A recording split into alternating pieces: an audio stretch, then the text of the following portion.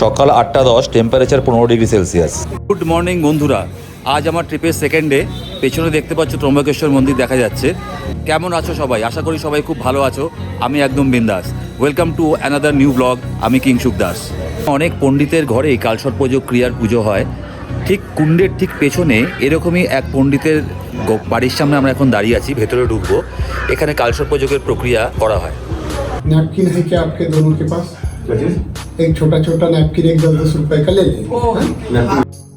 বিষ্ণু ভগবান যেখানে শয়ন করে আছে, আর মা সরস্বতী ব্রহ্মা বিষ্ণু মহেশ মা লক্ষ্মী সরস্বতী নিচে বসে আছেন।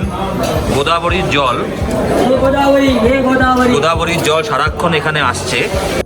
ত্রম্বকেশ্বর থেকে সামান্য দূরে অবস্থিত ব্রহ্মগিরি পর্বতের চূড়ায় গঙ্গার ধারে এই গোদাবরী নদীর উৎসস্থল।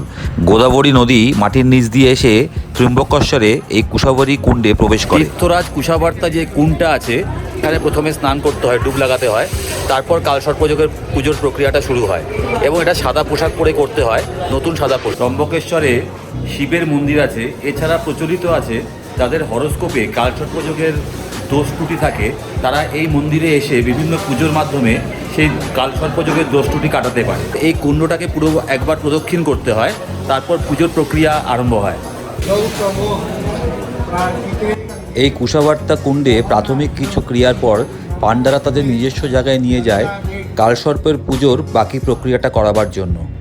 প্রায় 2.5-3 ঘন্টা লাগে এই পুজোটা সম্পন্ন হবার জন্য। সবশেষে হোমযজ্ঞ সম্পন্ন হবার সাথে কালসর্প পুজো সম্পন্ন হলো। পুজো যিনি করলেন, ওনার নাম শ্রী উদয় কুমার নারায়ণ থেটে। ওনাদের এই বাড়িটি প্রায় 150 বছরের পুরনো। মেন মন্দিরের গেটেই একটা এই ডোনেশন দর্শন অফিস আছে। এখান থেকে একটা 200 টাকার টিকিট কাটলে দর্শনটা সঙ্গে সঙ্গে হয়ে যায়।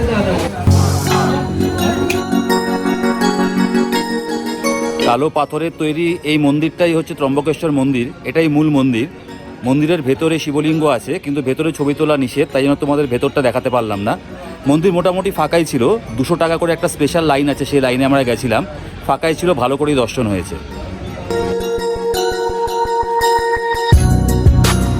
এখানেও পিণ্ডদানের কাজ চলছে। পূর্বে গয়া আর পশ্চিমে ওয়েস্টে এই ত্রম্বকেশ্বর মন্দিরে। এই দুটো জায়গাতেই পিণ্ডদান খুব প্রসিদ্ধ। ত্রম্বকেশ্বর মন্দির থেকে বাইরে বেরোলেই চোখে পড়বে পিওর ভেজিটেরিয়ান অনেক রেস্টুরেন্ট।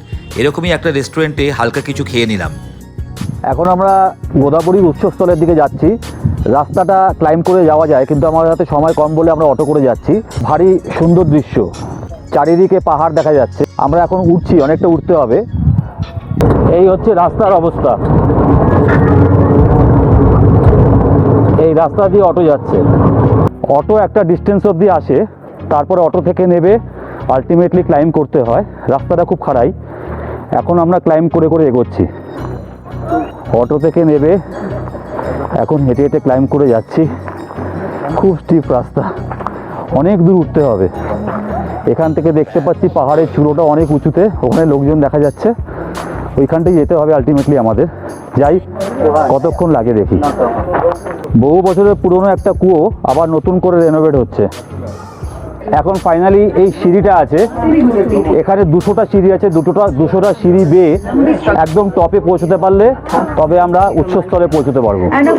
অনেকদিন পর আবার বৈষ্ণোদেবীর কথা মনে পড়ছে। এরকমই ক্লাইম্ব করে বৈষ্ণোদেবী যেতে হয়। এর আগে কয়েকবার গেছি, কিন্তু তখন বয়স কম ছিল, অতটা ফিল করিনি। এখন আউট অফ 200 সিঁড়ি 50-55টা সিঁড়ি ক্রস করেছি, তাতেই বেশ টায়ার্ড লাগছে। দেখি উঠতে পারি কিনা শেষ পর্যন্ত। নেই জায়গা, ও কত पैदल हो तो हमसे भी तेज है। जो যারা হেঁটে যেতে পারে না তাদের জন্য ব্যবস্থা রয়েছে এরকম পালকির। 600 টাকা লাগে যেতে, 600 টাকা আসতে, 1200 টাকা চার্জ। অত অবধি উঠতে হবে। মনে হচ্ছে উঠে নেব। Let's try. উঠতে হবেই। এই 3টে পাহাড়, ब्रह्मा विष्णु महेश्वर, এই 3টে চূড়ার 3টে নাম। ये पहाड़ी के ऊपर ब्रह्मगिरी पहाड़ी। फैमिली फोटो तो लोगों वाला भी फोटो। ब्रह्मगिरी पहाड़ी, इस पहाड़ी के ऊपर शिव जी ने जाटा मार के गोदावरी निकला, वहां से गोदावरी गुप्त के एक कुंड में आया है।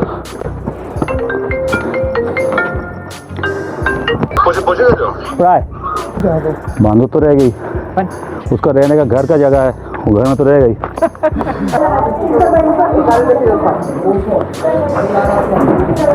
ये है गोदावरी माता जी का मंदिर ना। हाँ ये तो स्टार्टिंग पर आ जाओ इधर पीने का है। গোদাবরী আসছে, নিচ থেকে দেখা যাচ্ছে জলটা বিন্দু বিন্দু। গোদাবরীর সৃষ্টি হচ্ছে এখান থেকে। গোদাবরীর উৎসস্থল এটাই। সিদ্ধিদাতা গণেশজির মন্দির, গণপতায় নমঃ। ওই যে ত্রম্বকেশ্বর মন্দিরও দেখা যাচ্ছে এখান থেকে, ওই অনেক দূরে দেখা যাচ্ছে। আর এটা ত্রম্বকেশ্বর সিটি। वो अंजनी पर्वत है। অঞ্জনী পর্বত, ওই যে যেখানে হনুমানজির জন্মস্থান অঞ্জনী পর্বতই দূরে দেখা যাচ্ছে। পার্বতী মায়ের মন্দির।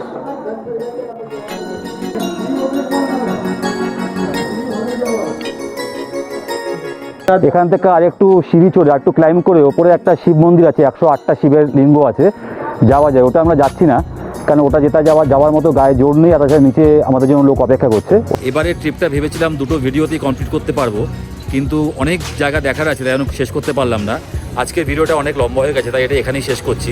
আজকের ভিডিওটা যদি তোমাদের ভালো লেগে থাকে লাইক করবে, শেয়ার করবে, কমেন্ট করবে এবং অতি অবশ্যই সাবস্ক্রাইব করবে আমার এই চ্যানেলটা। ভালো থেকো, বাড়ির চারপাশ পরিষ্কার রেখো। টাটা।